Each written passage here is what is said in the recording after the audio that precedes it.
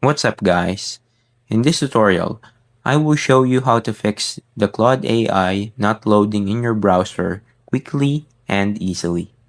First, check your internet connection and make sure it's stable. If needed, switch to a different network or restart your router. Next, refresh the Claude page, and if it's still stuck, clear your browser's cache and cookies to remove any corrupted data that may be causing the issue. You should also disable any VPN or browser extensions, such as ad blockers, then try opening Claude again. If the problem continues, open Claude in a different browser or restart your browser and computer. Finally, check if Claude's servers are experiencing an outrage. If they are, you'll simply need to wait until the service is back online. And that's it.